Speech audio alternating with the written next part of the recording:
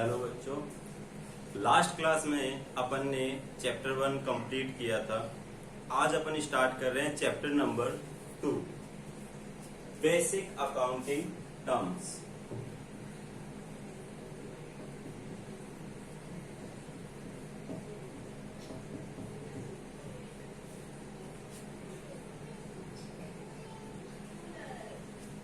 Sir, क्या होती है ये टर्म्स?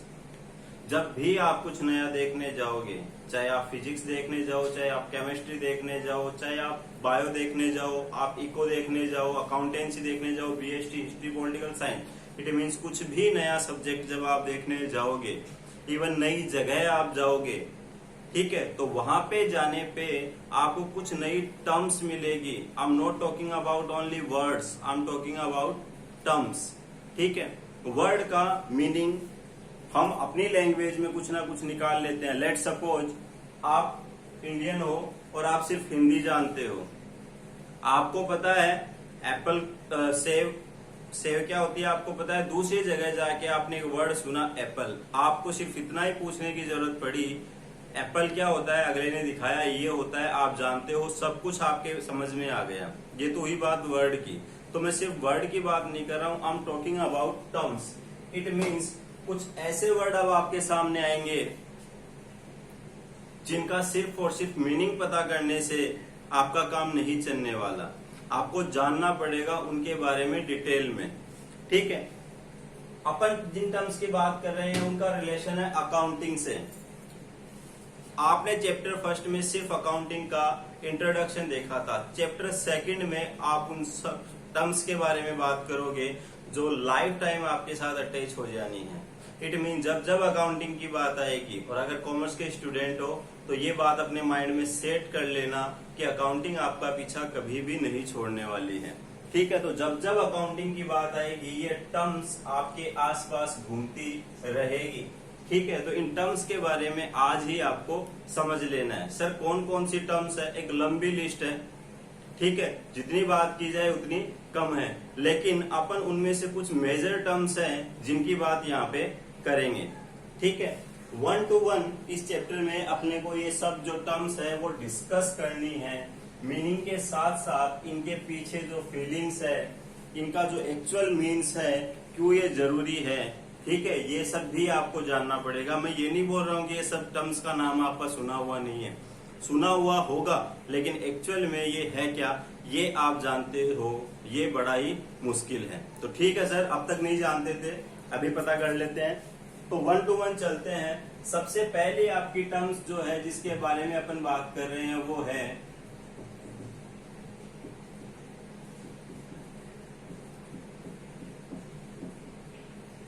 सर, इसके बारे में तो हम चैप्टर 1 में पढ़ चुके थे।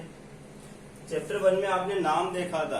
ट्रांजैक्शंस के बारे में आपको कोई पूछे तो आप क्या कहोगे? सर अकाउंटिंग के पॉइंट ऑफ व्यू से जो बिजनेस के ट्रांजैक्शंस होते हैं वो हमें पता है, परचेज गुड्स, सेल गुड्स, माल खरीदना बेचना, सैलरी का पेमेंट करना। इट मीन्स मॉनेटरी टर्म्स में फाइनेंशियल नेचर के transaction.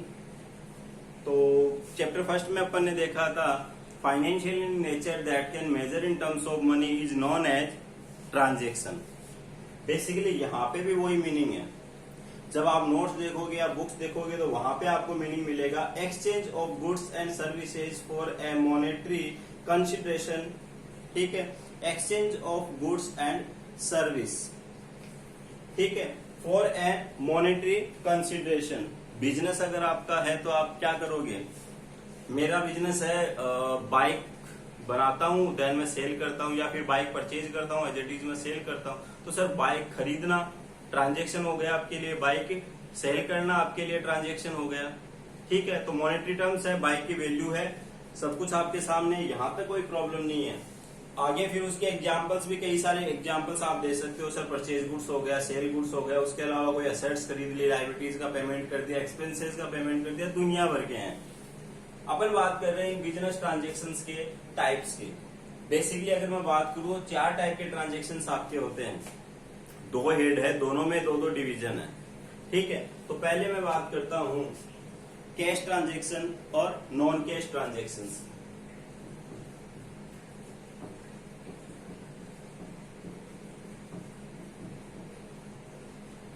Cash transaction, sold goods for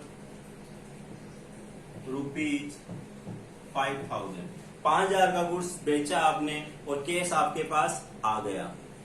it is your cash transaction. It means हमें फोकस क्या करना है, अमाउंट ऑफ ट्रांजेक्शन पेड और received immediately at the time of transaction. जब आपका transaction हुआ है उसी टाइम पे अमाउंट का भी लेन देन हो गया है। आपने गुड्स सेल किया, बदले में आपने अमाउंट रिसीव कर लिया। आपने गुड्स परचेज किया, इमीडिएटली आपने पेमेंट कर दिया, दैट्स योर कैश ट्रांजेक्शन। ठीक है, अगर कैश का इमीडिएटली पेमेंट हो जाता है या कैश इमीडिएटली आपको रिसीव हो जाता है तो उसको, उस ट्रांजेक्शन को आप क्या कहोगे, कैश ट्रांजेक्शन। सेकंड है आपका क्रेडिट ट्रांजेक्शन।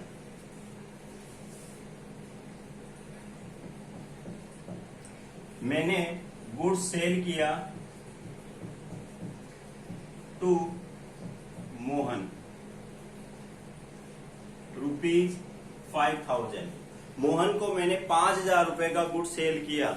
इस ट्रांजेक्शन में और इस ट्रांजेक्शन में एक डिफरेंस है, यहाँ पे बताया नहीं है कि सामान आपने किसको सेल किया है, तो अपन ने क्या मान लिया था, कैश में। या मान लो यहाँ पे साफ साफ दिया हुआ है sold goods for ₹5,000 in cash. यहाँ पे आपको बोल रखा है सोल्ड गुड्स टू मोहन।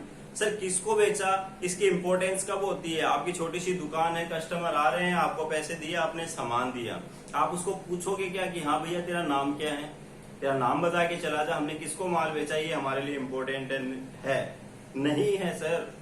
अगर उसने पेमेंट कर दिया तो हमारा और उसका कोई लेन देन ही नहीं रहा है, कोई रिलेशन नहीं रहा है आपका और उसका, तो उसका नाम आपके लिए इम्पोर्टेंट नहीं है। लेकिन अगर वो बंदा बोलता है कि मैं पेमेंट आपको करूंगा 5 दिन बाद या 6 दिन बाद, तो उसके नाम का इंपॉर्टेंस हो जाएगा। ऐसे आपको क्या पता चलेगा आप किसके कितने रुपए मांगते हो। इट मींस अगर ट्रांजैक्शन में नेम ऑफ पार्टी आपको गिवन हो तो बाय डिफॉल्ट हम मान लेते हैं कि वो ट्रांजैक्शन क्रेडिट में है, क्योंकि ट्रांजैक्शन में कुछ क्लियर नहीं है कि ट्रांजैक्शन उधार में है कि कैश में है। तो sold goods to Mohan ₹5,000, Mohan को गुड्स सेल किया उधार में, गुड्स दे दिया, कैश आया क्या, नहीं आया सर। कैश गया क्या, नहीं गया सर। तो इस ट्रांजैक्शन को अपन क्या कहेंगे, नॉन कैश ट्रांजैक्शन, या क्रेडिट ट्रांजैक्शन की जगह ज्यादा बेटर होगा मैं इसको कहूं नॉन कैश ट्रांजैक्शन। नोट करने की आपको बिल्कुल जरूरत नहीं है, एक टर्म्स जब आपकी कंप्लीट हो जाए उसके बाद आप पॉज लो, जो कुछ आपको इम्पोर्टेंट लगे आप नोट कर लो। उसके अलावा आपके पास नोट्स तो है ही है, लेकिन खुद के नोट्स की बात ही अलग होती है। कोई भी आपके लिए नोट्स बना दे, जो नोट्स खुद आप अपने लिए प्रिपेयर करोगे वो ही आपके लिए सबसे बेस्ट होंगे, ठीक है, क्योंकि हर किसी का समझने का तरीका डिफरेंट होता है। तो अपन ने 2 टाइप की ट्रांजेक्शन की बात कर ली, cash transaction and non cash transaction. वो ट्रांजेक्शन जिसमें कैश का लेन देन होता है पैरेलल, कैश ट्रांजेक्शन, और जिसमें कैश के बिना ही ट्रांजेक्शन हो जाता है। सैलरी का पेमेंट किया मोहन को 10,000, सर कैश ट्रांजेक्शन है। अच्छा, मैं बात करूं कि मेरे पास मैंने एक बिल्डिंग खरीदी 5 लाख रुपए की और 5 लाख का मैंने पेमेंट भी कर दिया, सर कैश ट्रांजेक्शन है। 1 साल हो गई मैंने इस बिल्डिंग को यूज में ले लिया, अब मुझे लग रहा है कि इस बिल्डिंग की वैल्यू जो है वो 1 लाख रुपए से कम हो गई है, इसको अपन बोलते हैं डेप्रिसिएशन। आगे बात करेंगे अपन डेप्रिसिएशन क्या होता है, ठीक है। तो ये 1 लाख मेरे लिए हो गया खर्चा। 1 साल बाद आप कह रहे हो कि सर 1 लाख की आपकी बिल्डिंग यूज में आ गई है, 1 लाख की बिल्डिंग की वैल्यू जो है वो रिड्यूस हो गई है, क्या इस ट्रांजेक्शन में कुछ कैश जा रहा है आपका, नहीं सर। तो इस ट्रांजेक्शन को आप क्या कहोगे, नॉन कैश ट्रांजेक्शन, ठीक है। आगे मैं अगर बात करूं तो इन्हीं ट्रांजेक्शन को एक बेस के ऊपर और तोड़ा गया है, इंटरनल ट्रांजेक्शन और एक्सटर्नल ट्रांजेक्शन। सर ये क्या होता है,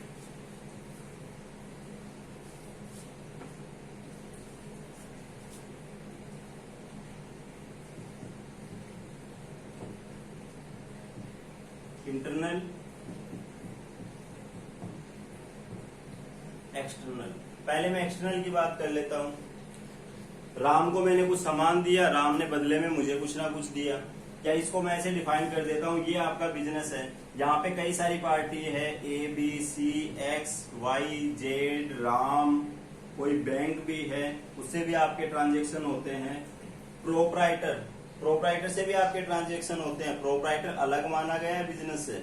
आप ये मत मान के चल लेना कि बिजनेस और प्रोप्राइटर दोनों एक है, ठीक है, या भी छोड़ देते हैं इसको। ये कई सारी पार्टीज है जो इस बिजनेस के चारों तरफ है, इन सब से बिजनेस का कुछ ना कुछ लेन देन चलता रहता है। कभी बिजनेस किसी को कुछ देता है तो कभी किसी से कुछ लेता है, चलता रहता है। अगर इन सब से ट्रांजेक्शन हुआ इट मीन्स बिजनेस से बाहर कुछ गया है या कुछ आया है, इट्स कॉल्ड एक्सटर्नल ट्रांजेक्शन, ठीक है।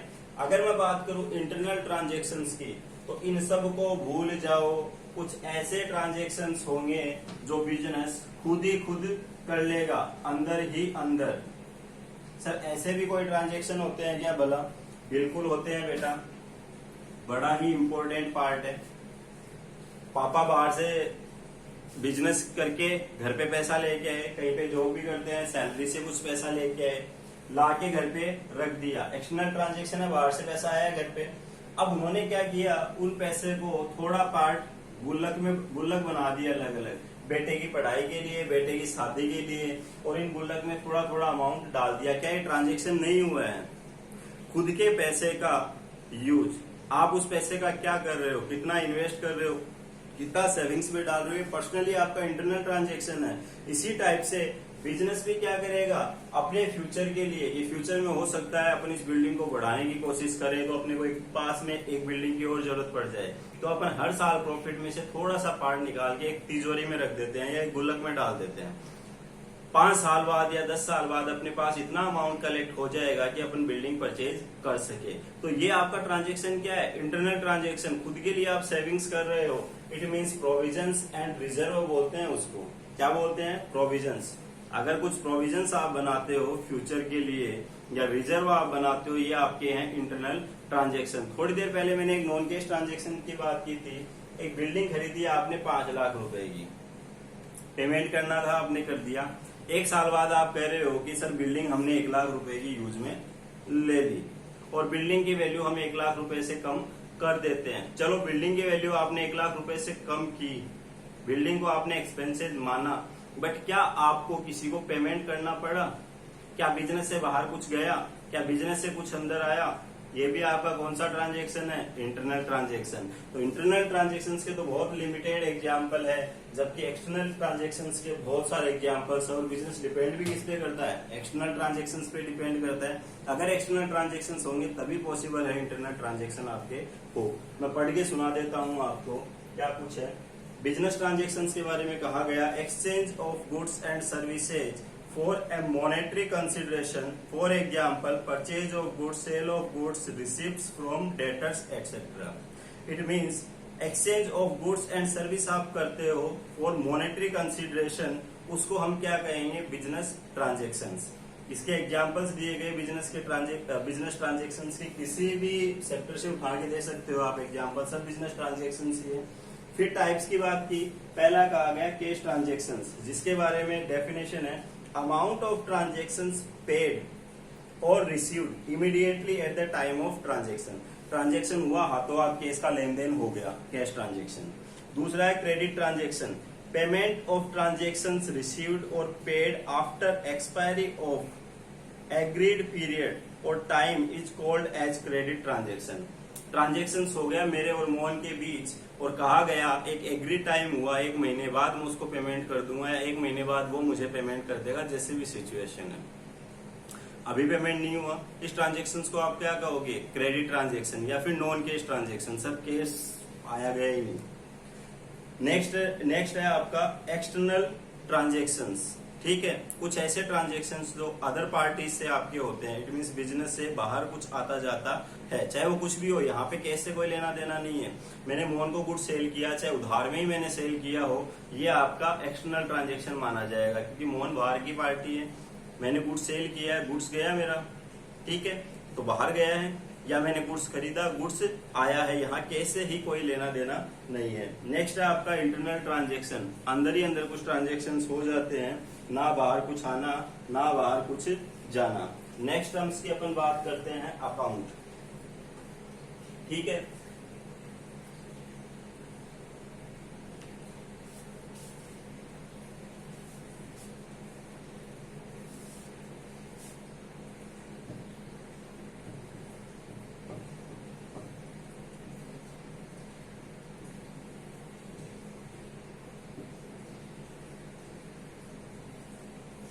सर अकाउंट क्या होता है?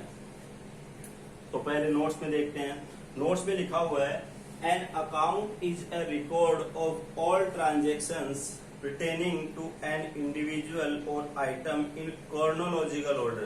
सर एक नया वर्ड आया chronological order। chronological order का मतलब होता है डेट वाइज, ठीक है। इट मीन्स ये कहना चाह रहा है an account is record of all transaction. जो अकाउंट होता है वो रिकॉर्ड होता है सब ट्रांजेक्शंस का। सब ट्रांजेक्शन से क्या मतलब है सर?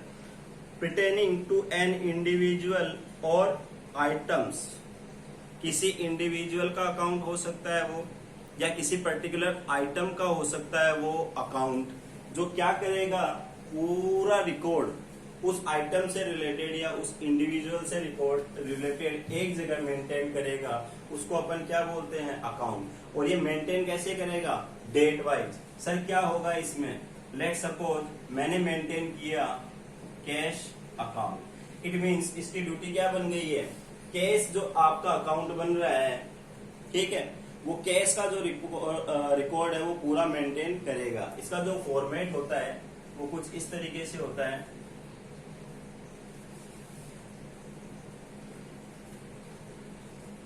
एक कॉलम होता है आपका डेट का, एक कॉलम होता है पर्टिकुलर का, और ये होता है आपके लिए अमाउंट, फिर से डेट, पर्टिकुलर, अमाउंट। सर ये तो ठीक है, लेकिन एक छोटे छोटे दो कॉलम बना दिए आपने दोनों साइड। लो फटाफट बात कर लेते हैं इसकी, ठीक है। हमें क्या करना है? कैश से रिलेटेड जितने भी ट्रांजेक्शन रिकॉर्ड हुए हैं, सर ट्रांजेक्शन तो दुनिया भर के रिकॉर्ड हुए हैं, मैं सिर्फ बेटा उनकी बात कर रहा हूँ जिस ट्रांजेक्शन में कैश का आना जाना हुआ है, ठीक है। तो केस की डिटेल आपको एक साथ मेंटेन करनी है। Let suppose for the month of March, तो 1 मार्च 2018 मान लेता हूँ। 1 मार्च 2018 को केस कितना था लिख लिया आपने। उसके बाद केस आया, रिकॉर्ड करते गए, केस गया, रिकॉर्ड करते गए डेट वाइज। इस डेट को इतना था, उसके बाद आया, आने की डेट थी 2 मार्च। 3 मार्च को कुछ चला गया तो इधर आ जाओ। 4 मार्च को फिर चला गया, इधर आ जाओ। 5 मार्च को कुछ आ गया, यहाँ आ जाओ। इट मीन्स आप नोट करते जा रहे हो, केस आया, केस गया। केस से रिलेटेड पूरी डिटेल आपके पास एक ही जगह मेंटेन है। इसको फॉर्मेट को ज्यादा दिमाग लगाने की जरूरत नहीं है, अपन डिटेल से देखेंगे। लेजर अकाउंट वहां पे समझ में आएगा। अभी आपके दिमाग में इतनी बात सेट होनी जरूरी है, अकाउंट जो होता है वो किसी इंडिविजुअल से मतलब है रामोहन, सोहन, सीता, गीता, XYZ, कोई भी पार्टी हो सकती है। आइटम से मतलब है वो case, furniture, building, salary, electricity, कोई एक्सपेंसेस, इनकम, कुछ भी हो सकता है, ठीक है। तो आपको क्या करना है? पूरा रिकॉर्ड मेंटेन करना है एट द वन बैलेंस, ठीक है। That's all your account. अगर मैं कैश का रिकॉर्ड एक जगह मेंटेन कर रहा हूं तो मैं इसको कहूंगा कैश अकाउंट। किसी पर्टिकुलर डेट को आप चेक करोगे कितना आया, कितना गया, डिफरेंस जो है उसको आप कहोगे बैलेंस, ठीक है। जो भी अमाउंट है आप लिख दोगे, ये बनता है आपका अकाउंट, ठीक है।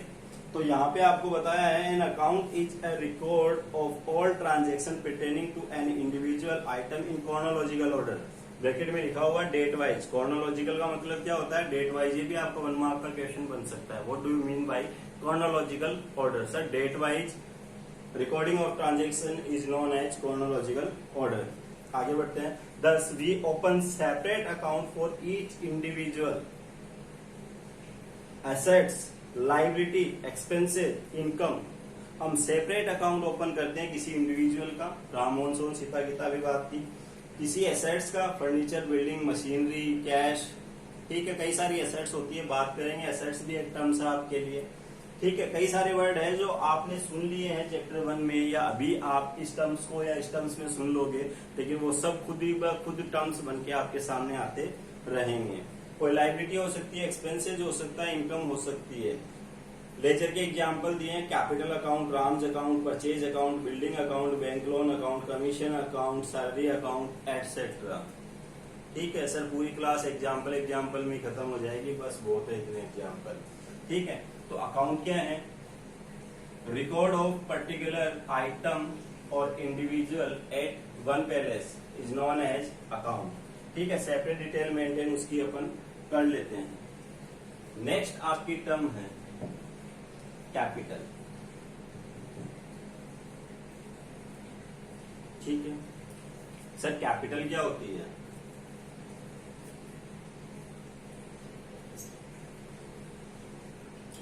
अमाउंट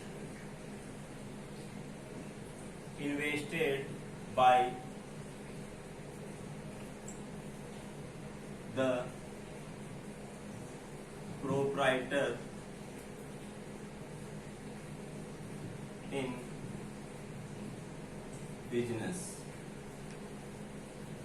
जो बिजनेस का मालिक इन्वेस्ट करता है बिजनेस में, उस इन्वेस्टमेंट को क्या बोलते हैं अपन? कैपिटल। सर ऐसा क्यों किया गया? आपने कहा ये बिजनेस है, यहाँ पे कई सारी पार्टी है, XYZ है, राम है, कोई बैंक है, बैंक में भी अपना अकाउंट खुलता है, ट्रांजैक्शन होते रहते हैं। कोई स्कूल हो सकता है, स्कूल को भी तो हम सामान बेच सकते हैं, खरीद सकते हैं। ठीक है, कोई कंपनी हो सकती है जिसको हम ट्रांजैक्शन, जिससे हमारा ट्रांजैक्शन हो सकता है। इन्हीं सब में एक है प्रोप्राइटर, और प्रोप्राइटर का नाम है मोहन।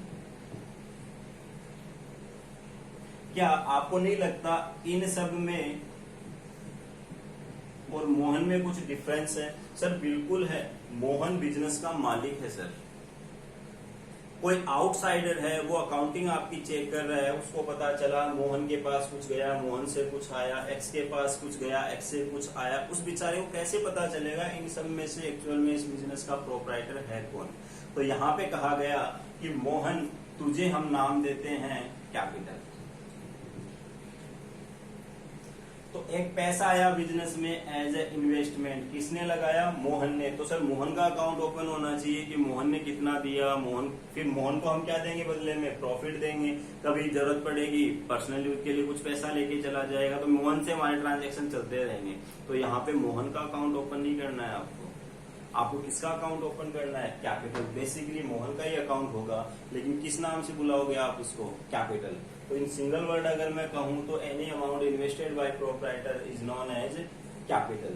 दूसरी अगर मैं बात करूं, सर बिजनेस में इन्वेस्टमेंट हुआ है, पैसा लगा है बिजनेस में, बिजनेस कह रहा है कि मोहन आया और उसने हमें 5 लाख रुपए दिए। हम अकाउंटेंट है सर, हम बिजनेस की अकाउंटिंग कर रहे हैं, हमारे लिए मोहन भी बाहर वाल मतलब बिजनेस से सेपरेट पर्सन ही है। मोहन ने पैसा लगाया, बैंक ने भी बिजनेस को लोन दिया 2 लाख रुपए, तो कहीं ना कहीं बैंक भी इन्वेस्टर हो गया आपका। ठीक है, बैंक 2 लाख रुपए मांगता है बिजनेस के, मोहन कितने रुपए मांगता है? 5 लाख रुपए। जब प्रॉफिट आएगा तो बैंक को हम क्या देंगे? इंटरेस्ट, और मोहन को क्या देंगे? प्रॉफिट। जो भी प्रॉफिट होगा वो किसका होगा? मोहन का। तो बेसिकली रिस्क कौन ले रहा है? मोहन। बिजनेस डूबने लगेगा तो पहले किसको पेमेंट करना पड़ेगा? बैंक को। लास्ट तक कौन बैठा रहेगा? मोहन। तो मोहन मालिक हो गया सर, कुछ तो रेस्पेक्ट दीजिए उसको। तो यहाँ पे कहा गया कि जो मोहन ने पैसा लगाया उसको हम कहेंगे इंटरनल लायबिलिटी, बैंक ने जो पैसा लगाया उसको हम क्या कहेंगे? External liability. ठीक है, तो amount invested by proprietor is known as capital. ठीक है, इन सेट। और अगर एक बात और कहूं मैं इसके बारे में, तो ये आपके लिए है इंटरनल लायबिलिटी। अगर अभी नहीं समझ में आया कोई बात नहीं, आगे कई सारी टर्म्स अपन पढ़ेंगे, वापस घूम घूम के यही सब बातें आपके सामने आएगी, वहां आपको समझ में आ जाएगा। तो कैपिटल आपके लिए क्या है? Internal liability. यहाँ पे कैपिटल के बारे में एक बात और कही गई, और वो कही गई कैपिटल जो है वो कैसे कैलकुलेट करते हैं? एसेट्स माइनस, यहां पे लायबिलिटी से मतलब है एक्सटर्नल लायबिलिटी। एक बिजनेस की मैं बात कर रहा हूं, उस बिजनेस के पास जितनी भी एसेट्स है, उसका सामान पड़ा है, furniture, building, machinery, cash balance, bank balance, सब मिला के हुआ 10 लाख रुपए। ठीक है, मोहन से गया परचेज करने, और टोटल घूम फिर के जितना भी सामान है, बिल्डिंग, जमीन, सब जोड़ के आपने टोटल लगाया 10 लाख रुपए। आपने कहा मोहन बाहर जाने का क्या लेगा? इस बिजनेस को हमें परचेज करना है। मोहन ने बोला 10 जितने का सामान होता दे दो। हमने कहा मोहन तेरे बाहर जाने के बाद हम इस बिजनेस के हो जाएंगे मालिक। इट मीन्स आज से इस बिजनेस की हर एक संपत्ति, प्रॉपर्टी, एसेट्स हमारी, और इससे रिलेटेड जो भी रेस्पॉन्सिबिलिटी है वो भी हमारी। इट मीन्स फ्यूचर में प्रॉफिट हुआ तो हमारा, लॉस हुआ तो हमारा, अब तक जो भी था वो तेरा। 10 लाख की तेरी प्रॉपर्टी है, तुझे हमने 10 लाख रुपए दिए, तू लेकर निकल गया, क्या किसी और को पेमेंट नहीं करना है? क्या पूरा 10 लाख रुपए तेरे ही लगे हुए हैं? तो मोहन ने कहा नहीं, 10 लाख की एसेट्स है और आउटसाइडर्स, बाहर वालों की भी कुछ लायबिलिटी है जो आपको पेमेंट करनी पड़ेगी, और वो है 2 लाख रुपए। 2 लाख रुपए में क्या क्या हो सकता है? हो सकता है इलेक्ट्रिसिटी का बिल बाकी चल रहा है पिछले 3 महीने का, मोहन ने नहीं पे किया, आप खरीद रहे हो बिजनेस, आपको पे करना पड़ेगा। रिस्पॉन्सिबिलिटी किसकी थी? मोहन की। ठीक है, तो माइनस कर दिया आपने। बैंक से लोन ले रखा, वो माइनस कर दिया। इट मीन्स मोहन ने कितने लगा रखे हैं? 8 लाख रुपए। तो आप इस बिजनेस को कितने में खरीदोगे? 8 लाख रुपए। ये बात मैंने आपको पहले भी बताई थी। इसी को हम क्या बोलते हैं? Financial position. तो आपकी एक इक्वेशन बन रही है, कैपिटल का मतलब क्या होता है? टोटल प्रॉपर्टी में से आउटसाइडर्स की लायबिलिटी माइनस कर दो, बाकी जो कुछ बचा वो किसका है? प्रोप्राइटर का। ये थी आपकी कैपिटल।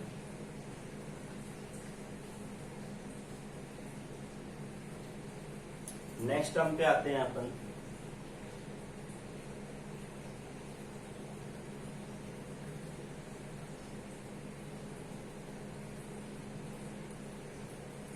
नेक्स्ट है आपकी term liability.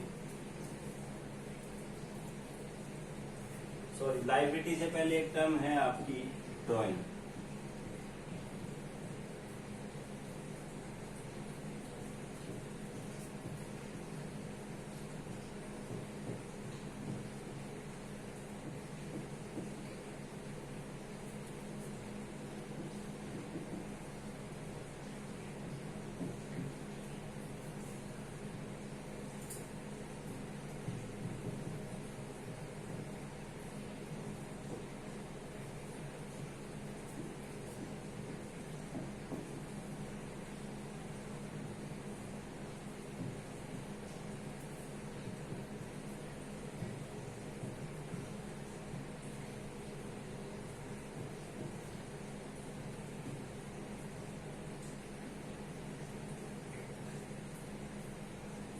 Any amount or things withdrew by the proprietor for their personal use out of profit।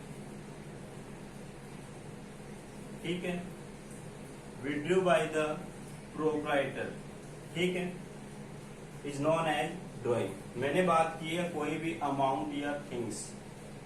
मेरा फर्नीचर का बिजनेस है, चल रहा है मेरा बिजनेस। मैंने बिजनेस स्टार्ट किया 1 जनवरी 2018 को। प्रॉफिट कैलकुलेट करूंगा 31 दिसंबर 2018 को। क्या इतने दिन मैं खाना नहीं खाऊंगा, बच्चे स्कूल नहीं जाएंगे, घर पे इलेक्ट्रिसिटी का बिल नहीं आएगा, मेरी जो पर्सनल रिस्पॉन्सिबिलिटीज है वो कैसे मैं बियर कर पाऊंगा? तो मैं क्या करूंगा, 31 मार्च को, दिसंबर को जो प्रॉफिट की कैलकुलेशन होनी है वो होती रहेगी, लेकिन बीच में जब जब मुझे पर्सनल यूज के लिए जरूरत पड़ेगी मैं आऊंगा, को खोलूंगा, या जो भी आपकी ड्रॉर है, काउंटर है, जहाँ पे कैश काउंटर है आपका, वहां पे जाऊंगा, कुछ पैसा निकालूंगा और घर पे ले जाऊंगा। अब इस रिकॉर्ड को मेंटेन करने के लिए क्या करना पड़ेगा आपको? मैं जो पर्सनल यूज के लिए कितना पैसा निकाल रहा हूं उसको नाम दिया गया ड्रॉइंग। क्या नाम दिया गया उसको? ड्रॉइंग। ड्रॉइंग बर्डन होती है किस पे? कैपिटल पे। अमाउंट इन्वेस्टेड बाय प्रोप्राइटर को हम माइनस करते जाते हैं, कम करते जाते हैं। किसकी वजह से? ड्रॉइंग की वजह से। अब ड्रॉइंग की वजह जरूरी नहीं है मैं कैश ही निकाल के लेके जाऊं।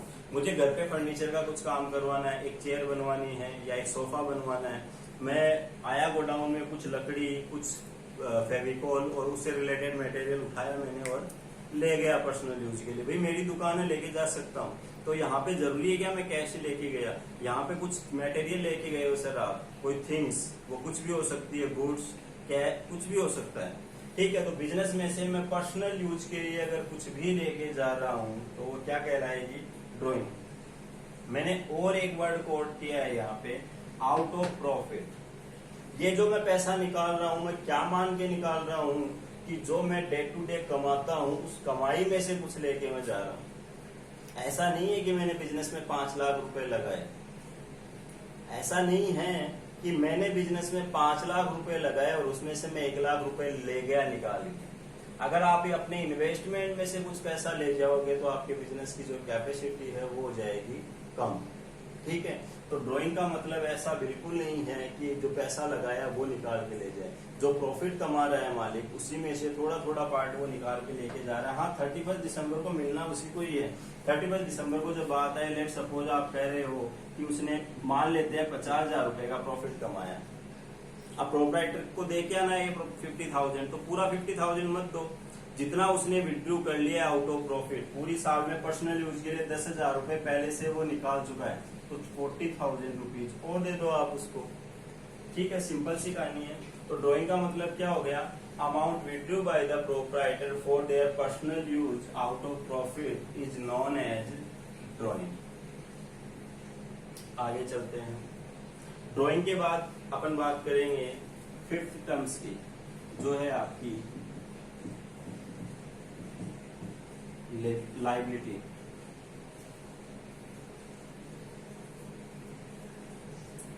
सुनना बात, लायबिलिटी क्या होती है पहले इसको जान लो। बिजनेस का रिपोर्ट कार्ड होता है जिसको हम बोलते हैं बैलेंस शीट। ठीक है, क्या बोलते हैं अपन इसको, बैलेंस शीट। आपको बता दूं लायबिलिटी के बारे में अपन बात करेंगे एसेट्स की, और अभी किसकी बात की है अपन ने, कैपिटल की। तो कैपिटल, लायबिलिटी, एसेट्स, तीनों में एक रिलेशन है। मैंने कहा ना, कैपिटल का मतलब क्या था, एसेट्स माइनस लायबिलिटी। जो एक्सटर्नल लायबिलिटी वो माइनस कर दो तो क्या आ जाएगी, capital. It means assets, liability, capital तीनों एक ही इक्वेशन में आ रही है। चल नहीं समझ में आया, यहाँ ध्यान दो, समझ में आएगा अभी। बिजनेस का रिपोर्ट कार्ड होता है जिसको हम क्या बोलते हैं, बैलेंस शीट। मैं मान लो रोड पे घूम रहा हूँ, मेरा मन किया कि मेरा एक बिजनेस होना चाहिए, मैंने मन में कुछ भी सोच लिया, मेरा बिजनेस सेट हो गया। अभी मेरी बैलेंस शीट क्या है, 0। क्या मेरे पास कोई प्रॉपर्टी है, कैश है मेरे पास, फर्नीचर है मेरे पास, बिल्डिंग है मेरे पास, स्टॉक है मेरे पास, सर कुछ भी नहीं है आपके पास। इट मीन्स मेरी बैलेंस शीट अभी क्या है, ये मेरा रिपोर्ट कार्ड है 0। मैंने डिसाइड किया कि मैं बिजनेस स्टार्ट करूंगा स्टेशनरी आइटम्स का। स्टेशनरी आइटम्स रखूंगा, फोटोकॉपी मशीन रखूंगा, वो लेमिनेशन वगैरह कई टाइप की मशीनें होती है वो ला के रखूंगा, अच्छी दुकान डालूंगा। ठीक है सर, मैं घर गया और घर पे जाके तिजोरी खोली और वहां से 5 लाख रुपए जेब में डाल के ले आया, और मैंने डिक्लेयर कर दिया, ठान लिया मैंने कि मेरा बिजनेस स्टार्ट मैंने कर दिया है। इट मीन्स जो बिजनेस का रिपोर्ट कार्ड है वो कहीं ना कहीं बनना आपका स्टार्ट हो गया है। आप कह रहे हो कि सर बिजनेस के पास एसेट्स की अगर हम बात करें,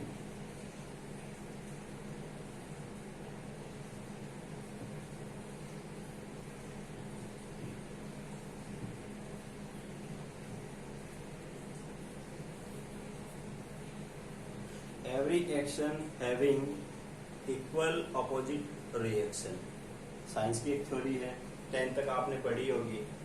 मैं कह रहा हूं कि सर मेरा बिजनेस स्टार्ट हो गया और आज की डेट में मेरे पास केस है 1 लाख रुपए, तो बिजनेस क्या कहेगा, एसेट्स कितनी है बिजनेस की, 1 लाख रुपए। किसने लगाया ये पैसा, लायबिलिटी साइड में आ जाओ और यहाँ पे आप ला के लिख दो कैपिटल।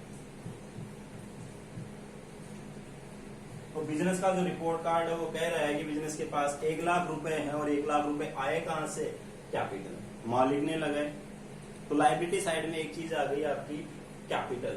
कैपिटल भी बेसिकली लायबिलिटी होती है, लेकिन जब सिर्फ लायबिलिटी की बात होती है तो अपन कैपिटल को हटा के बात करते हैं। बाकी कैपिटल भी क्या है बिजनेस के लिए, लायबिलिटी है। हाँ, ये इंटरनल लायबिलिटी है, अपनों की है, बाहर वालों की नहीं है।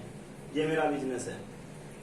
अब रोड पे घूमते घूमते तो बिजनेस हो नहीं सकता, मुझे जरूरत पड़ी शॉप की, क्या इन अदर वर्ड्स कहूँ तो बिल्डिंग की। मैंने क्या किया, मैंने कुछ कैश काम में ले लिया, और वो कैश मैंने काम में ले लिया 50,000। सर कितना बचा आपके पास, 50,000। बाकी 50,000 भी मेरे पास है, लेकिन उसकी फॉर्म चेंज होके वो क्या बन गया है, बिल्डिंग।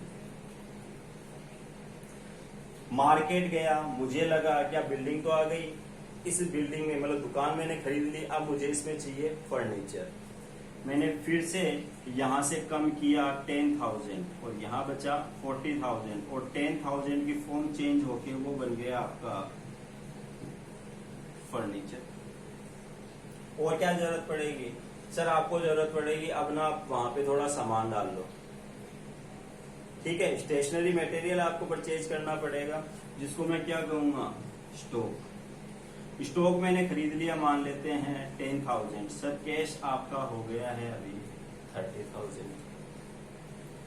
मुझे जरूरत पड़ेगी कि मुझे एक फोटोकॉपी मशीन खरीदनी है, एक प्रिंटर खरीदना है, ठीक है। तो मैंने डाला यहाँ पे मशीनरी। लेट सपोज 20,000 की मैंने मशीनरी खरीद ली। अब मेरे पास कितना बचा? 10,000। मुझे लगा कि मुझे एक बैंक अकाउंट ओपन करवा लेना चाहिए। मैंने बैंक अकाउंट ओपन करवा लिया और मेरे बैंक बैलेंस में मैंने डाल दिए 5,000 और कैश कितना रह गया? 5,000। आप टोटल करोगे एसेट्स का, तो एसेट्स का टोटल कितना आ रहा है आपका? 1 लाख। फिर मीन्स 1 लाख की प्रॉपर्टी है और ये 1 लाख रुपए की लाइबिलिटी साइड में अगर मैं बात करूं तो किसने लगा रखे हैं? प्रोप्राइटर ने। आपको लगा कि इसी बिजनेस में ये जो फोटोकॉपी मशीन है आपकी एक है और बिजनेस आपका अच्छा चल रहा है, आपके पास एक फोटोकॉपी मशीन और होनी चाहिए, ठीक है। अगर एक फोटोकॉपी मशीन आपके पास और रही तो आपका काम अच्छे से चलेगा। आप किसी रिलेटिव के पास गए, मामा जी, चाचा जी, पापा को तो क्या रिलेटिव, अपना ही ब्लड रिलेशन है। या आप बैंक के पास गए और जाके कहा कि हमें चाहिए लोन। हमें क्या चाहिए? लोन चाहिए, हमें इस बिजनेस को बढ़ाना है। तो यहाँ पे लायबिलिटी साइड में आपके आ गया बैंक लोन, या हो सकता है लोन फ्रॉम रिलेटिव हो। उन्होंने आपको लोन दिया 20,000 रुपए का। ये 20,000 रुपए कहाँ बढ़ेगा? बैंक बैलेंस में बढ़ेगा। इट मीन्स ये कितना हो गया आपका? 25,000। इट मीन्स अब जो आपकी एसेट्स है उसका टोटल हो गया है 1,20,000। लाइबिलिटी भी आपकी कितनी है? 1,20,000। 1,20,000 की एसेट्स है और ये 1,20,000 रुपए किसने लगा रखे हैं? मालिक ने लगा रखे हैं। सर 1 लाख रुपए बैंक ने लगा रखे हैं, 20,000 रुपए। बाद में आप यहाँ से बैंक को कम करके वापस 5,000 कर दिया और ये 20,000 आपने कहाँ बढ़ा दिए? मशीनरी में। आपके ट्रांजेक्शन चलते रहते हैं और आपके ट्रांजेक्शन इसी रिपोर्ट कार्ड पे कुछ ना कुछ इफेक्ट डालते रहते हैं। उसके बाद क्या होगा? हो सकता है आप स्टॉक सेल कर दो, ठीक है। स्टॉक आपने सेल कर दिया तो यहाँ से स्टॉक कम होके कैश बढ़ जाएगा। उधार में अगर आपने बेच दिया तो कैश की बजाय हो सकता है यहाँ पे आ जाए आपके डेटर्स। सर डेटर्स कौन होते हैं? वो बंदे जिनको उधार में माल बेचा, आप मांगते हो ना उनके पैसे, आज नहीं तो कल वो आपको पैसे देंगे। तो डेटर्स भी आपके लिए क्या होते हैं? एसेट्स। अपने पॉइंट पे आते हैं अपन। फर्स्ट ऑफ ऑल अपन ने बात की थी capital. Amount invested by proprietor is known as capital, जो प्रेजेंट होता है बैलेंस शीट की लायबिलिटी साइड में, और इसको हम क्या कहेंगे? Internal liability. वहीं पे अगर मैं लायबिलिटी की बात करूं तो लायबिलिटी बिजनेस के लिए क्या है? रेस्पॉन्सिबिलिटी है। अभी आएंगे अपन लायबिलिटी की डिटेल से बात करेंगे। और ये सब आपके लिए क्या होती है? एसेट्स। ये तो ऊपर की बातें थी। अब वन टर्म्स वाइज इनको अपन डिस्कस करते हैं। अगर ये पिक्चर आपके माइंड में क्लियर है, जो मैंने बताई कैसे आपका बिजनेस स्टार्ट हुआ, कैसे कैसे एसेट्स आती है, एसेट्स के पैरेलल कुछ ना कुछ रेस्पॉन्सिबिलिटी आपके ऊपर आती है, वो क्या है? लायबिलिटी। क्योंकि बिजनेस तो अपने आप में क्या होता है? जीरो, ठीक है। कुछ पर्सन्स होते हैं जिनका सब कुछ होता है। आज मैं मालिक हूं, मैंने बेच दिया, कल को कोई और मालिक होगा, ठीक है। तो ये पिक्चर अगर आपके सामने क्लियर है तो ये टर्म्स आपकी 50% तो हो गई समझो। तो बात करते हैं लायबिलिटी की। Amount which the business owns to outsider and proprietor is known as liability. Liability क्या है? जो बिजनेस ने अमाउंट ले रखी है, किससे? आउटसाइडर से और प्रोप्राइटर से, उसको हम क्या कहेंगे? लायबिलिटी। तो बेसिकली मैं कह सकता हूं लायबिलिटी जो है वो 2 पार्ट में डिवाइड कर देता हूं मैं यहाँ पे। एक आपकी इंटरनल और एक आपकी external. Internal liability capital sir, अभी जो बैलेंस शीट बताया था मैंने, लायबिलिटी साइड में बताया था आपको, एक नाम क्या बताया था मैंने आपको, कैपिटल। तो कैपिटल तो हो गई आपकी इंटरनल लायबिलिटी। एक्सटर्नल लायबिलिटी की अगर मैं बात करूं तो फिर से इसको दो पार्ट में तोड़ा गया, ठीक है, और इसको कहा गया करंट और नॉन करंट। एक लायबिलिटी होती है आपकी करंट लायबिलिटी, दूसरी होती है नॉन करंट लायबिलिटी। ठीक है सर, लायबिलिटी तो हमें समझ में आ गई। Amount which the business own to outsiders और प्रोप्राइटर।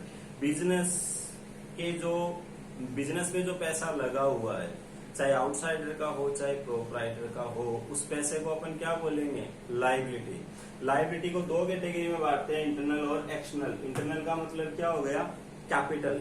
एक्सटर्नल की मैं बात करूं तो क्या हो गया आपका, करंट लायबिलिटी और non current liability. It means अपने को दो पॉइंट यहाँ पे डिस्कस करने हैं, करंट लायबिलिटी और नॉन करंट लायबिलिटी। तो ये भी अपने आप में टर्म्स बन गई है, ठीक है, कुछ नोट करने की जरूरत नहीं है, सब कुछ आपको नोट्स में मिल जाएगा, ठीक है। तो करंट लायबिलिटी की बात करते हैं पहले, ठीक है। करंट लायबिलिटी के लिए कहा गया which are payable within a year और a operating cycle whichever is more, ठीक है। It includes creditors, bills payable, bank overdraft, short term loans, outstanding expenses etcetera. सुनिए, बाहर के लोगों ने जो भी कुछ बिजनेस के पैसा इन्वेस्ट कर रखा है या बिजनेस में पैसा मांगते हैं, कई सारे लोग हो सकते हैं। अभी तो अपन ने सर बात की थी सिर्फ बैंक लोन की, अभी मैं कुछ और बातें कर लेता हूँ। एक बंदा है श्याम, जिससे आप सामान खरीदते रहते हो, आपके उससे अच्छे रिलेशन हो गए, सामान आपको उधार में देने लग गया है श्याम, ठीक है। श्याम से आप सामान खरीद के लेके आ गए 20,000 का और कहा कि 1 महीने बाद हम तुझे पेमेंट करेंगे। यहाँ पे 20,000 का स्टॉक बढ़ गया है, कैश आपके पास से गया ही नहीं है। ये 20,000 रुपए किसकी मेहरबानी है, श्याम की मेहरबानी है। तो श्याम को लिखो ना लायबिलिटी में, श्याम को लिखो लायबिलिटी में। कितना टाइम पीरियड है श्याम को पेमेंट करने के लिए, सर ज्यादा से ज्यादा 1 महीना। उधार में सामान खरीदने जाते हो परचूनी वाले से या कहीं से, तो कितना, ऐसे थोड़ी बोलता है ये ले 2 किलो चीनी पकड़, 2 साल बाद पेमेंट कर देना। सर 4 दिन 5 दिन, मैक्सिमम टू मैक्सिमम 1 मंथ। तो यहाँ पे कहा गया 1 साल। ऐसी लायबिलिटी जिसका पेमेंट करना पड़ेगा आपको विद इन अ ईयर, और लगा के कहा गया with in a operating cycle. Operating cycle क्या होता है बाद में बात करेंगे, पहले मैं बात कर रहा हूँ with in a year. It means current liability, बहुत तेज लायबिलिटी जिसका पेमेंट आपको इंस्टेंट करना पड़ेगा, कभी भी करना पड़ सकता है, वो आपके लिए क्या है, करंट लायबिलिटी। इट मीन्स बाहर वालों की मेहरबानी तो है, लायबिलिटी तो है आपकी, कोई पैसे मांगता है आपके और वो कभी भी आके आपके दरवाजे पे खड़ा हो सकता है और आपको कहेगा कि ला बेटा पैसे दे दे मेरे। तो उस लायबिलिटी को हम क्या कहेंगे, करंट लायबिलिटी। वहीं पे अगर मैं बात करूं नॉन करंट लायबिलिटी की, बैंक से लोन लेके आए आप, बैंक ने कहा ये ले 5 लाख रुपए, चिंता की कोई बात नहीं है, 5 साल बाद दे देना, 10 साल बाद दे देना, या इंस्टॉलमेंट में देता रहना धीरे धीरे। कितना लंबा टाइम पीरियड दिया, कभी भी आके आपके सामने खड़े होंगे, नहीं खड़े होंगे। तो इसीलिए इसको बोलते हैं नॉन करंट लायबिलिटी, ढीली ढाली लायबिलिटी, आराम से आपको पेमेंट करनी है। लॉन्ग टर्म लायबिलिटी भी बोलते हैं इसको, क्या बोलते हैं, लॉन्ग टर्म लायबिलिटी भी इसको बोलते हैं, और इसको शॉर्ट टर्म लायबिलिटी कहते हैं। एग्जाम्पल की अगर मैं बात करूं तो नॉन करंट के ज्यादा आपके पास एग्जाम्पल नहीं है 11th में, या मैं इतना ही लिख देता हूं, long term loans and advances. लंबे टाइम पीरियड के लिए लोन्स और एडवांसेज जो आपने लिए हैं वो आपके लिए है non current liability. Current liability की अगर मैं बात करूं, कई सारे एग्जांपल्स हैं।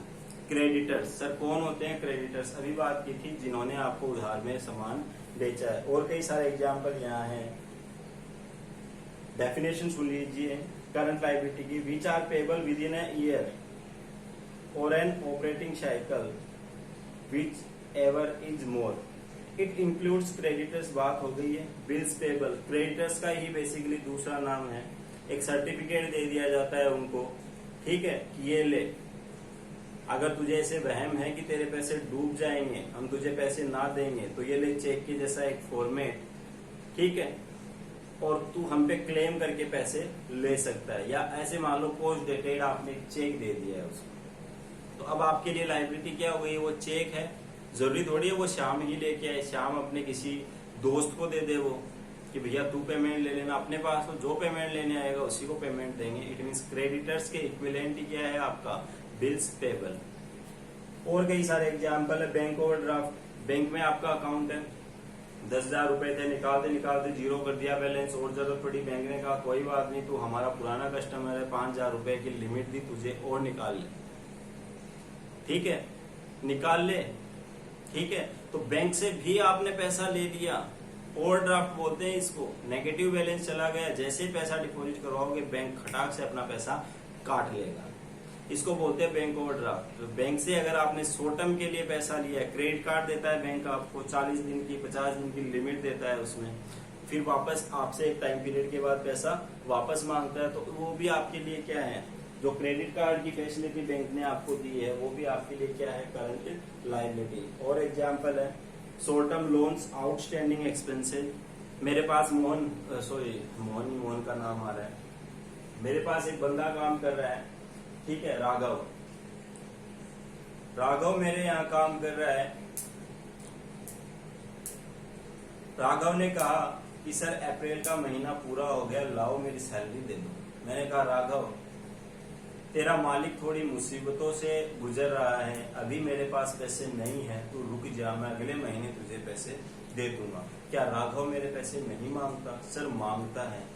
टाइम कितना मिलेगा मुझे चुकाने के लिए? सर वो तो मजदूर आदमी है, एम्प्लॉय है, महीने भर रुक जाएगा, ज्यादा से ज्यादा 2 महीने रुक जाएगा, 1 साल से ज्यादा तो नहीं रुक पाएगा। नहीं, तो इसको मैं बोलूंगा आउटस्टैंडिंग एक्सपेंसेस, ठीक है, जिसके लिए मेरे पास more than 1 year time period नहीं है, तो ये भी मेरे लिए क्या है? Current liability. इलेक्ट्रिसिटी का बिल बाकी है, चुकाना है आपको, ज्यादा टाइम अगर रुक गए कनेक्शन कट जाएगा आपका, बहुत कम टाइम आपको मिलता है, ठीक है, तो ये सब आपके लिए क्या हो गई है? Current liability. लायबिलिटी जिसका पेमेंट करना पड़ेगा आपको within a year is known as current liability. More than 1 year का अगर आपको टाइम मिलता है तो नॉन करंट लायबिलिटी। आगे बात करते हैं। सर एक वर्ड छोड़ के जा रहे हो आप,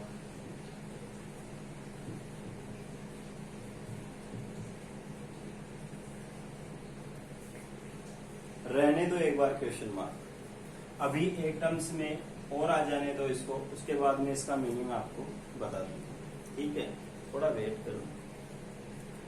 आगे बढ़ते हैं और बात करते हैं अपन एसेट्स की। अच्छा, ये बात आपको बताने की जरूरत है क्या? अभी थोड़ी देर पहले एक इक्वेशन बनाई थी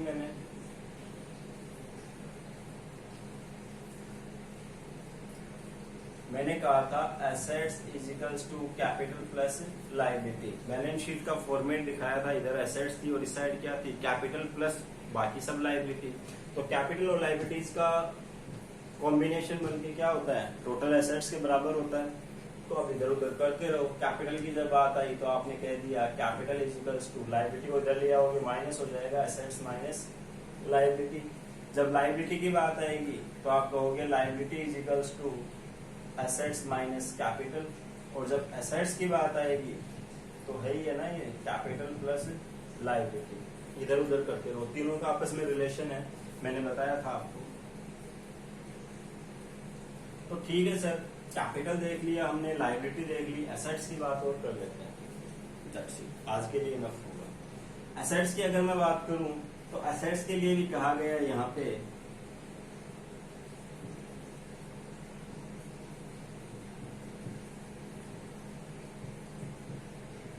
non current and current. Non current को भी 2 कैटेगरी में बांटा गया, टेंजिबल एंड। अभी बात कर लेते हैं, बस बिल्कुल फटाफट खत्म हो जाने वाला है। अभी मैंने बैलेंस शीट का फॉर्मेट आपको दिखाया था, बिजनेस का रिपोर्ट कार्ड। उसमें इधर क्या चल रही थी आपकी एसेट्स, बेसिकली इन्हीं की बात कर रहे हैं अपन। आपका जो पैसा है वो किसी भी फॉर्म में हो सकता है, वो कैश में पड़ा हो सकता है, कुछ का फर्नीचर, कुछ की बिल्डिंग, कुछ की मशीनरी, कुछ स्टॉक, कुछ डेटर्स, कई सारी एसेट्स हैं जिसमें आपका पैसा पड़ा है, चाहे वो किसी भी फॉर्म में पड़ा हो, उसको हम क्या कहेंगे, एसेट। तो बेसिकली उन फॉर्म को दो कैटेगरी में बांटा गया, नॉन करंट और करंट। कुछ फॉर्म ऐसी होती है, जैसे अगर मैं बात करूं बिल्डिंग की, बिल्डिंग खरीदा लिया आपने 50,000 रुपए की, क्या इस बिल्डिंग को वापस कैश में कन्वर्ट करना पॉसिबल है? सर पॉसिबल तो है, 50,000 की दुकान है, कल आप बोलो 40,000 में बेच रहे हैं, 20 कस्टमर आके खड़े हो जाएंगे, कैश में कन्वर्ट हो जाएगी। बट प्रैक्टिकली सोच के देखो, क्या कोई ऐसा करेगा? नहीं सर, कोई नहीं करेगा। आपका हॉस्पिटल है, बिजनेस चल रहा है, आप चाहते हो उसको कैश में कन्वर्ट करना बिल्डिंग को, तो आपको क्या करना पड़ेगा, एक नई जगह ढूंढनी पड़ेगी और वहां पे पूरा सेटअप डालना पड़ेगा, हॉस्पिटल बनवाना पड़ेगा। सर बहुत लंबा टाइम लग जाएगा, सालों निकल जाते हैं। कस्टमर्स को फिर बताना या पेशेंट्स को बताना कि हमारा हॉस्पिटल यहाँ की बजाय वहां शिफ्ट हो गया, कई सारी बातें, बहुत कुछ सोचना पड़ता है सर, इजी काम नहीं है। तो बिल्डिंग को बेटा आप केस में कन्वर्ट नहीं कर सकते प्रैक्टिकली, अगर मैं बात करूँ तो।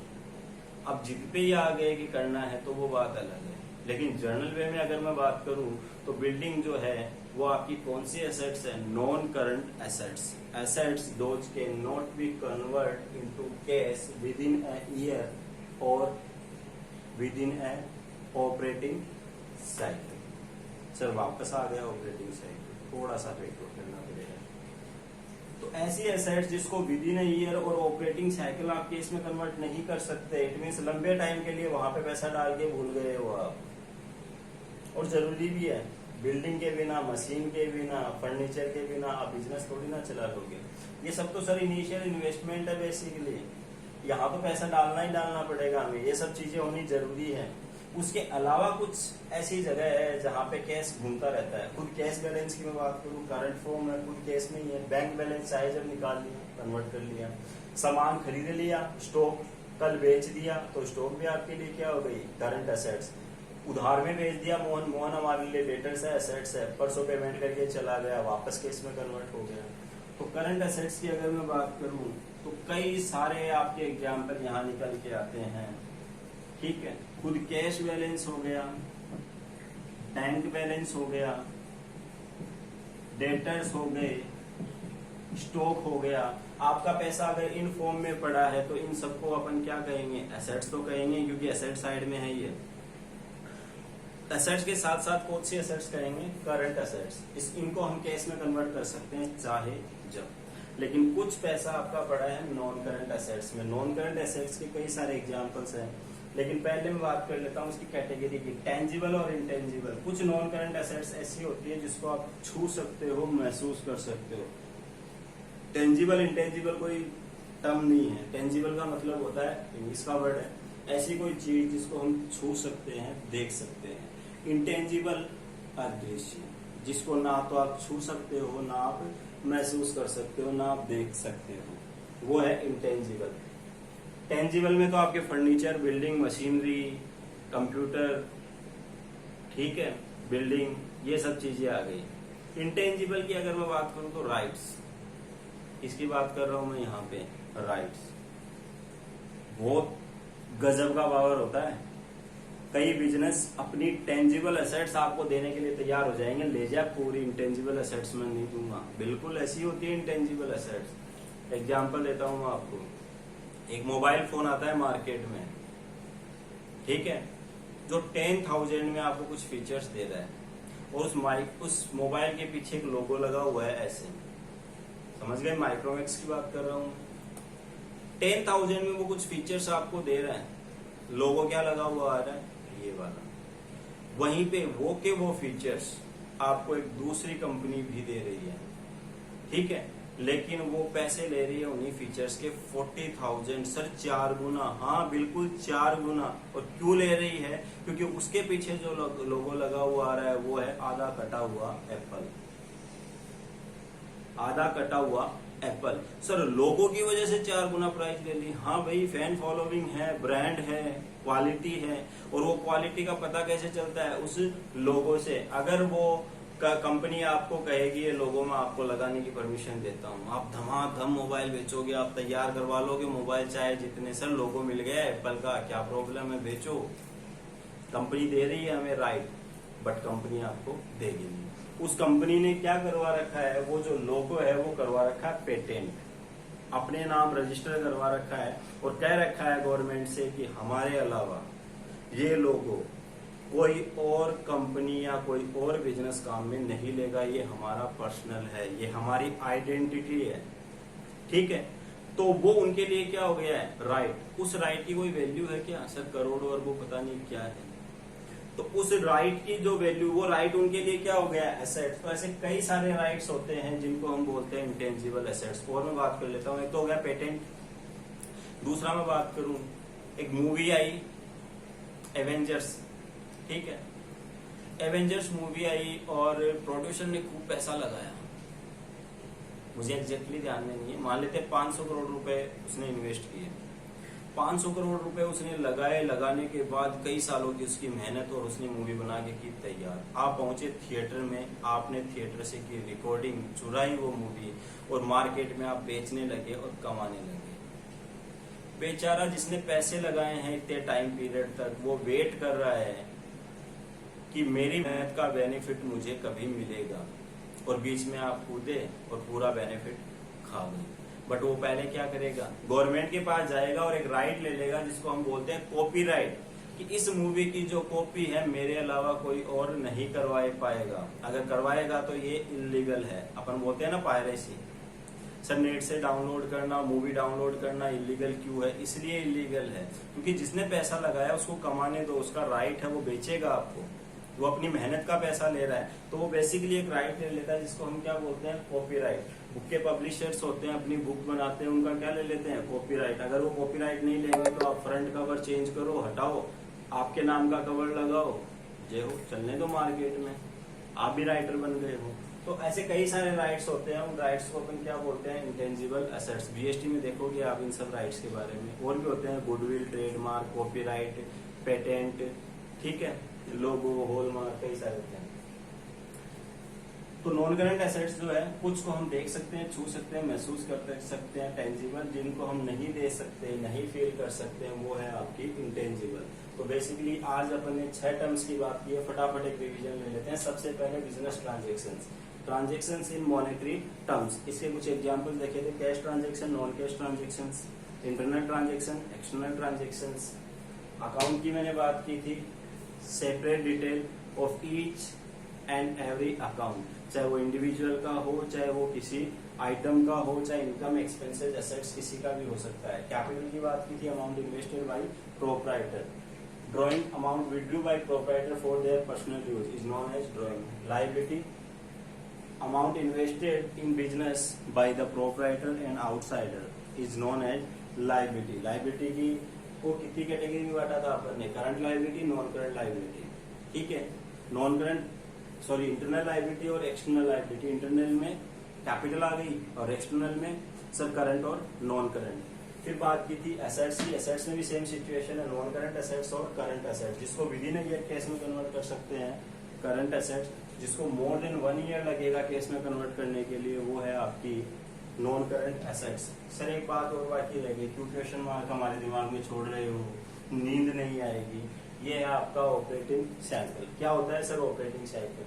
किसी भी बिजनेस में जनरली क्या होता है, आपके हाथ में है सबसे पहले कैश, देन आप क्या खरीदोगे, रॉ मटेरियल, कच्चा सामान आप खरीदोगे, वो जाएगा आपकी फैक्ट्री में, वर्क इन प्रोग्रेस, काम चलेगा फैक्ट्री में, उसके ऊपर तैयार होके वो बन जाएगा आपके लिए फिनिश गुड्स, गोडाउन में पड़ा रहेगा थोड़े टाइम, देन वो आप सेल कर दोगे उधार में, मान लेता हूं मैं डेटर्स के पास, डेटर्स कुछ टाइम पीरियड बाद आपको क्या दे देगा, कैश। सर्किल घूमा आपका, कैश घूम फिर के वापस कैश में कन्वर्ट होके आया, चाहे आपने 100 रुपए यहाँ डाले थे, हो सकता है घूम के या आपके 200 बन के आ जाए। इस ड्यूरेशन में जो टाइम पीरियड लगता है उसको अपन बोलते हैं ऑपरेटिंग साइकिल।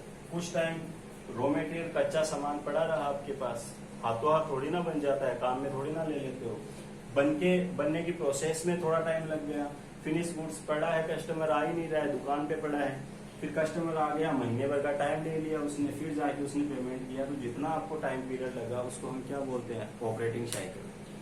करंट और नॉन करंट की डेफिनेशन के लिए काम में लिया गया था। सिंपल सी बात है, एक बिजनेस के लिए ऑपरेटिंग साइकिल है 14 मंथ, और साल में महीने कितने होते हैं, 12 महीने। तो करंट और नॉन करंट फाइंड आउट करने के लिए किसको टारगेट करेंगे हम, 14 मंथ को। मैंने क्या कहा, अकाउंटिंग पीरियड और ऑपरेटिंग साइकिल, इन दोनों में से जो ज्यादा होगा उसको टारगेट करना है करंट और नॉन करंट डिफाइन करने के लिए। अकाउंटिंग पीरियड मोस्टली 1 ईयर होता है आपका, इसलिए मैंने क्या कहा यहाँ पे 1 ईयर। तो ऑपरेटिंग साइकिल अगर आपको दे रखा है तो काम में लेना, बाकी 11th कुछ काम का, 11th में इतना इंपॉर्टेंट नहीं है, 11th में आपके लिए 12 मंथ इनफ है। तो आप इतना याद रखोगे करंट और नॉन करंट के लिए। एसेट्स जिसको हम कन्वर्ट कर सकते हैं within year into cash is known as current assets. Liability जिसका पेमेंट करना है within year is known as current liability. ऐसी लाइबिलिटी जिसका पेमेंट करने के लिए मोर देन 1 ईयर का टाइम पीरियड आपके पास है, नॉन करंट लाइबिलिटी। ऐसी एसेट्स जिसको केस में कन्वर्ट करने के लिए मोर देन 1 ईयर लगेगा, non current assets. Thank you, bye bye.